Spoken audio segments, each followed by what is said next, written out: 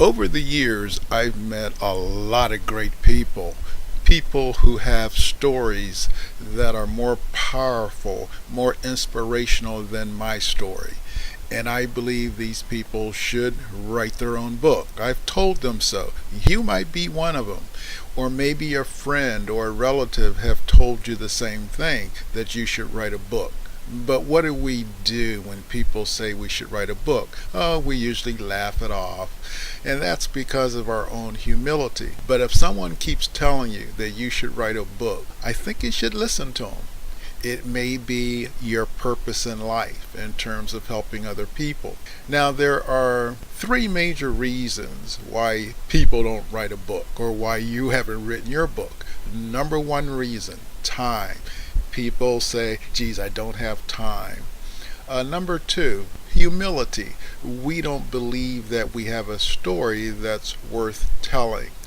Nothing could be further from the truth. And the number three reason why we don't like to write books, or we haven't written a book, is we don't understand the process. But I'm going to explain that right here on my website and right here in this diagram. So there are no more excuses. And let me just walk through the process real quick, okay? Step one, set your priorities. Because once you set your priorities, you'll find the time to write your book. Number two, define your book outline and what are the major steps in your book or in your program, and use that to establish your chapters. Step number three, research,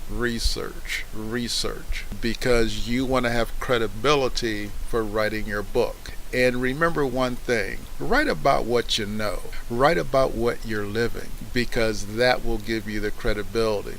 I don't consider myself a writer or an expert in diabetes, but I happen to end up with that particular disease. So I know a lot about diabetes, so that's what I wrote about. So don't try to write about something you don't know anything about. Write about yourself. Write about your journey, your experiences. Step number four, connect with your target audience. Whoever it is you're trying to reach, make sure you understand their pain points. Understand what it is that they need. And as long as you do that, you'll end up with a great book. Step number five, once you've done all the research and once you understand your target audience, you might want to update your book outline and what are the major chapters and the major steps in your book. Step number six, now it's time to draft a manuscript. Begin to put your book together. Now understand, we've gotten to step six, and this is really the first step where you're actually writing. So there's a misnomer about writing a book.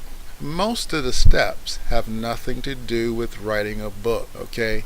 So keep that in mind, because a lot of people, they don't want to write a book because they don't have writing skills. Yeah, don't let that stop you.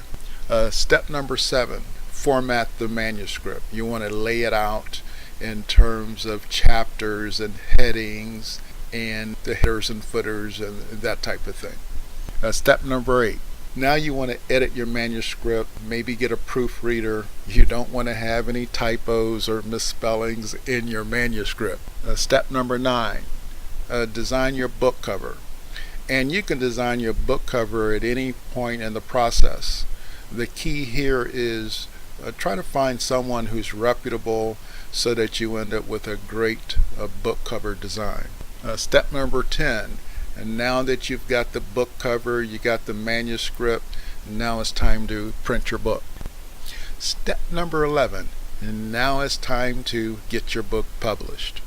And step number 12, now that you've got your book published, now you want to market the book so that other people can actually find the book. So those are basically the 12 steps.